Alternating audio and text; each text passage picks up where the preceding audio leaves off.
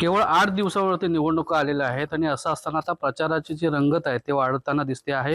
विविध ठिकाणी अनेक राज्यातले जे नेते मंडळी आहेत त्यांचे फॅमिली देखील प्रचारामध्ये उतरताना दिसते. दापोली विधानसभा मतदारसंघामध्ये योगेश कदम यांच्या प्रचारासाठी त्यांच्या पत्नी श्रेया कदम ह्या स्वतः वाडी वस्तीवरती जाऊन प्रचार करताना दिसत आहेत. स्वतः श्रेया वहिनी आता आपल्यासोबत आहेत. वहिनी, मला सांगा की तुम्ही यावेळेला पूर्ण वाडी वस्ती कव्हर करताय, कशा पद्धतीने रिस्पॉन्स मिळतोय आणि कुठले मुद्दे घेऊन तुम्ही जाताय? सर्वप्रथम तर एका आमदाराची बायको जेव्हा फिरते, मला वाटतं जो प्रतिसाद मला इकडे दापोली तालुक्यात मिळतोय तो मला नाही वाटत कोणालाही मिळत असेल. कारण का दादांची कामं एवढी झाली आहेत. गेल्या 5 वर्षात दादाने 2,000 कोटीची कामं केली आहेत आणि तीच विकास कामं घेऊन मी दारोदारी जाते. आणि जात असताना 90% महिलांना माहिती आहे की योगेश दादा कोण आहे. कारण का दादा त्यांच्यापर्यंत पोहोचलेत, ती कामं झाली आहेत आणि महिला खुश आहेत की आमच्यापर्यंतही दादांनी कामं केली आहेत. पण जेव्हा ते एक महिलेला किंवा एक स्त्रीला बघतात, मला वाटतं त्यांना अजून बरं वाटतं. कारण का त्यांना वाटतं आपली कोणतरी एक आज आपल्या महिलातून कोणतरी एक महिला आली आहे माझ्याकडे ते प्रश्न मांडायला. आणि खूप चांगला प्रतिसाद आहे. मला कुठे कुठे गेली तर असं अक्षरशः लेझिमचा डान्स आणि मिरवणूक करून आणलं गेलंय. कारण का त्यांना असं वाटतं की आमच्या वहिनी आल्यात घरात, आमचं फॅमिली मेंबर आलंय. तर खूप चांगला प्रतिसाद आहे महिलांचा. लोकसभेमध्ये मुस्लिम वोटर्स जे आहेत त्याचा मोठा परिणाम मिळाला होता तुम्हाला. लोकसभेमध्ये सुनील तटकरेंना मतदान झालं नव्हतं. कसं यावेळेला या संपूर्ण परिस्थितीकडे बघताय? काय तुम्हाला रिस्पॉन्स आहे मुस्लिम समाजाकडून विशेष? गेल्या वेळी मुस्लिम समाजाने कदाच तटकरे साहेबांना थोडं कमी मतदान केलं.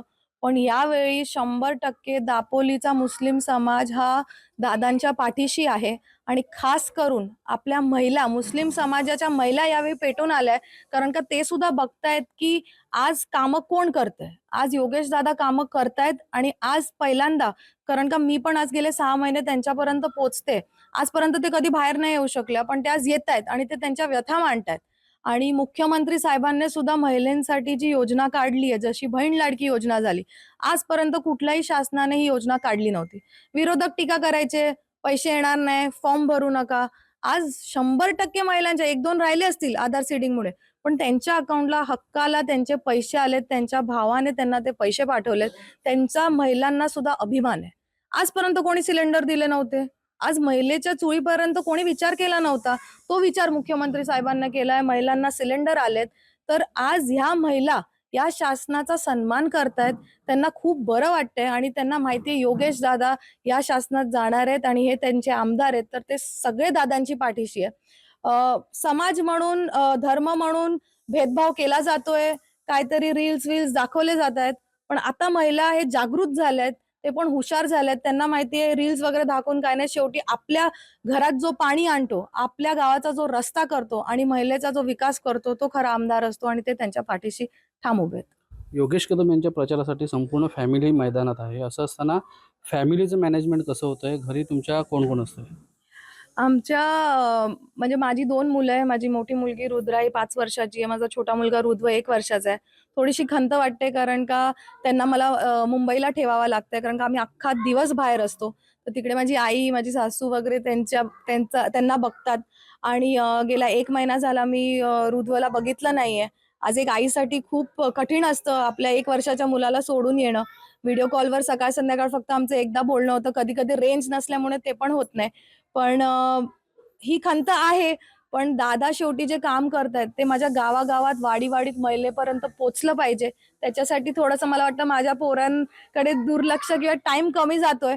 पण मला असं वाटतं ते जेवढं पण परिश्रम आम्ही करतोय त्याचं मला वाटतं त्याची पोचपावती या सगळ्या महिला 24 तारखेला देणार आहेत. निवडणूक झाल्यानंतर दादा 100% जिंकून येणार आहेत आणि नंतर आम्ही परत एक फॅमिली म्हणून सगळे एकत्र येऊ.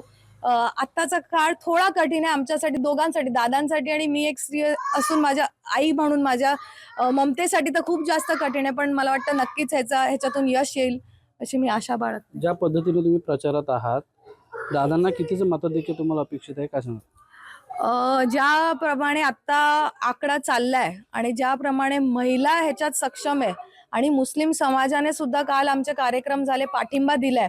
जसं मी सांगितलं, खेडमध्ये पहिल्यांदा मुस्लिम महिलांचा कार्यक्रम झाला, 200 ते 300 महिला आल्या.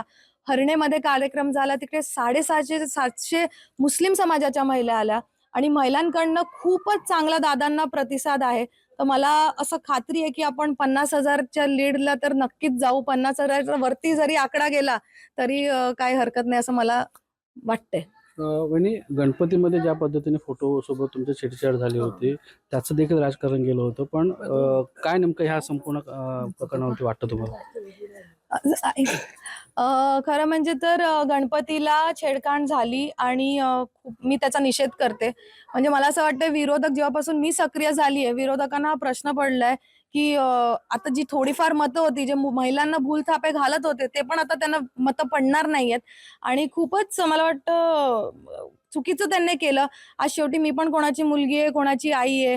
एक महिलेच्या पोस्टरला तुम्ही फाडतात त्याचा मी अक्षरशः निषेध करते. पण तेव्हा गणपतीचा सण होता, एक पवित्र टाईम होता म्हणून मी त्याच्याबद्दल काही जास्त त्याला प्रतिक्रिया दिली नाही. ह्याच्या पुढे सुद्धा मी ऐकलंय की काहीतरी फोटो व्हायरल करणार आहेत.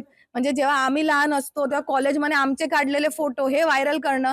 तर मला असं विरोधकांना सांगायचंय, थोडंसं विकासाकडे लक्ष द्या. दुसऱ्यांच्या फॅमिलीचे पर्सनल फोटो काढून हाच प्रचार आहे का तुमचा? तर ते सोडून थोडंसं विकासाकडे लक्ष देऊन विकास कामं आणा ना, त्याच्या जोरावरती तुम्ही मतं मागा. आणि शेवटी जर तुम्ही एक महिलेच्या अब्रूवरती कुठल्याही प्रकारची टीका केली, तर दापोलीची महिला ही गप्प बसणार नाहीये. कारण का त्यांना पण बरोबर माहिती आहे त्याला कसं प्रतिक्रिया द्यायची आणि ते देतील. पण अशी वेळ तुम्ही तुमच्यावरती आणू नका. आणि महिलांनी तो जो विषय झाला त्याला पण महिलांनी मला हेच सांगितलंय, "वहिनी तुम्ही काही काळजी करू नका. ह्याचा उत्तर आम्ही बरोबर आमचं मत कोणाला देऊ तेव्हा तुम्ही दाखवू आणि दादांना जास्तीत जास्त लीडने जिंकून आणू."